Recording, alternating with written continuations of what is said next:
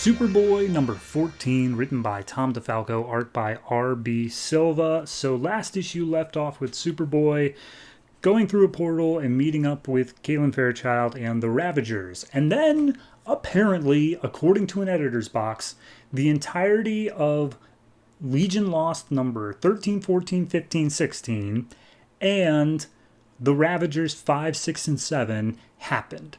Mind you, half those issues have not been released as of the releasing of this book, so we're just jumping to after all of that, and spoilers for those, I guess. So Superboy comes out of a different portal with Jocelyn Lure, and he's very angry because apparently Harvest, yes, Harvest, has a back door into Superman's mind and is able to control him whenever he wants.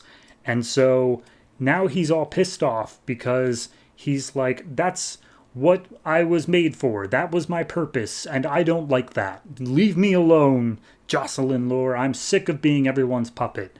So he makes his way back home, and he curls up in bed, and he's all angry because he feels like he can't trust anybody. And then he hears noises downstairs, and who's there but Bunker from Teen Titans. And he's like, hey, we were supposed to chill tonight. I just walked into your house and started eating things and playing your video games because that's just what I do.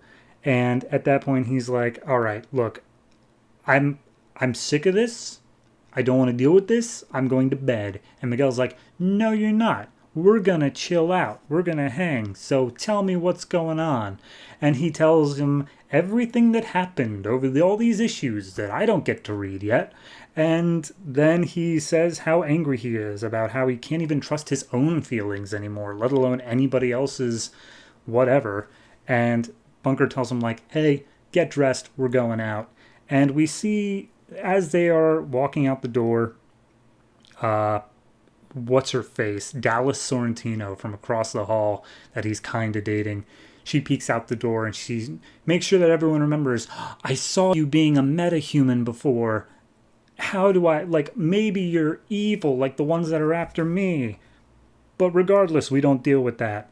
So Bunker and Miguel are making the way down the street, and basically Bunker's just telling him, like, look, you can move in with the Teen Titans. We want you there. And Superboy's like, most of you guys hate me. And it's like, yeah, but like we still want you there. So at that point, Bunker's like, look, do you at least have a name? I've been calling you Superboy the whole time. Have you picked up a name yet? And Superboy says Kon, short for Kon-El, which is apparently a Kryptonian insult. And at that point, a voice rings out from down the street saying how he's an abomination of the House of El.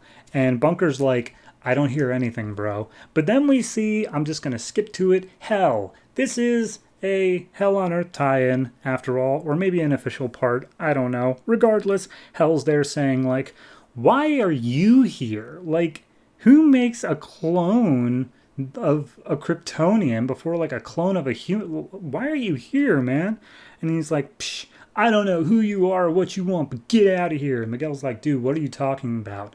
And he thinks that because of the way he described how Harvest controlled his mind, he thinks that Harvest is controlling his mind again. So he's like, uh-oh, I might have to stop Superboy from snapping. I better call in the rest of the Teen Titans. So he uses his power to make some purple bricks in the shape of a giant T.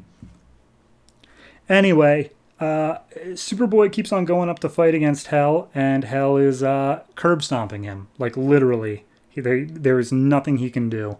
And we cut over to Lex Towers, where Cassie and Bart are talking, and they see the T in the sky, and it's like, oh, well, we better go out and figure out what that's all about. So Superboy continues to get his butt hanging with him, and at one point he screams out, like, no more, you're about to get a private lesson on the hazards of messing with a living wep, and then he again gets curb stomped. Like, he's like, all right, now you're just embarrassing yourself. He literally says that. He says those exact words. So at that point, Teen Titans show up, and they're like, hey, what's going on? Is Superboy? And it's just like, yeah, Superboy. He's down in that giant hole that he was thrown down into. I thought maybe he was going crazy. Not so sure anymore. So let's go find out. And as they go down in the hole, they see that Hell is literally, like, tearing the flesh off of Superboy's body. And he's like, well, if I want to figure out what's so special about you, I got to tear you apart. And the Teen Titans come in saying like, oh, no, you won't. We'll stop you. And he just like puts them in a whirlwind and sends them away. And Superboy manages to get in one good punch on Hell before he's like, all right, well, you know what? I'm here to make a new Krypton, if you must ask. And to do so, I need all these humans alive. So I'm not going to kill everyone here yet. We cut over to the Titans, who Bart has managed to use his powers to reverse the cyclone and get them out of it. And then they come back to the fight, and Hell's like, all right, I'm done with this. You're bugging me. And he just teleports himself and Superboy out of there to go who knows where. And that's it. So this, of course, picks up in, I think, either Superman or Supergirl, whichever one's next. And then the Teen Titans plot continues in Death of the Family, which is going to be the next issue of Teen Titans. So literally nothing continues into Superboy, just as nothing continued from Superboy. This book is such a casualty of every other book being written. Like, seriously, the Bat Family gets the drop on it in terms of, no, the Teen Titans have to go help with that.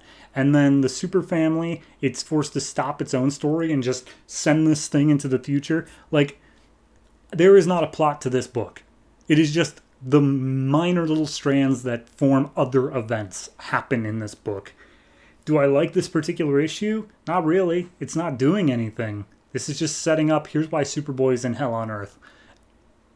And then, like, ending the other event that I haven't gotten to see. That's the part that's pissing me off the most, is that this is set 3 months from now.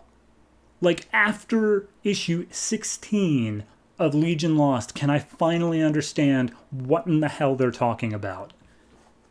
Why? That's just poor planning. More so than anything else. It's editorial just being like, what's our lowest selling book out of this list of things? Superboy. All right, whatever your plot is, Tom DeFalco, get rid of it.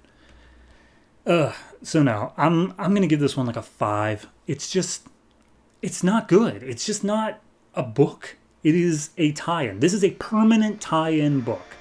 And it suffers all the more for it.